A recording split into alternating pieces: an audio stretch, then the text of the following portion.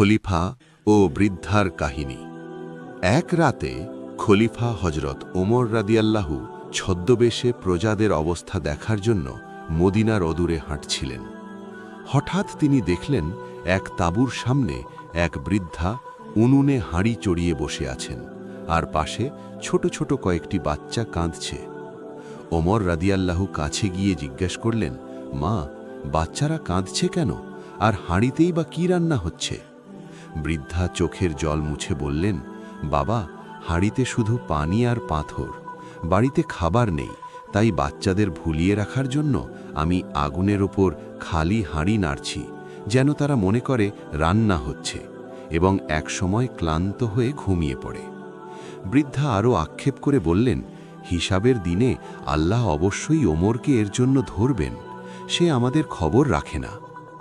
ওমর রাদিয়াল্লাহু কথা শুনে স্তম্ভিত হয়ে গেলেন।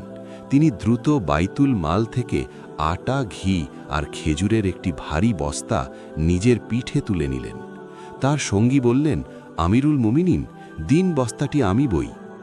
ওমর রাদিয়াল্লাহু উত্তর দিলেন, না, কেয়ামতের দিন তুমি কি আমার পাপের বোঝা বইবে? আমি এর জন্য দায়ী।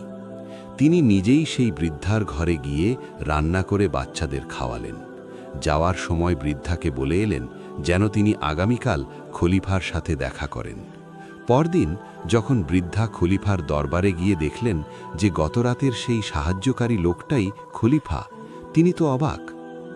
ওমর রাদিয়াল্লাহু বিনয়ের সাথে বললেন, মা, আমাকে ক্ষমা করবেন, আপনার অভিযোগের পর আল্লাহর ভয়ে আমার ঘুম হারাম হয়ে গিয়েছিল। শিক্ষণীয় দিক। এই কাহিনী আমাদের শেখায় যে দায়িত্বশীলতা কত বড় বিষয়, এবং যারা নেতৃত্বে থাকেন তাদের সাধারণ মানুষের প্রতি সবচেয়ে বেশি সহানুভূতিশীল হতে হয়।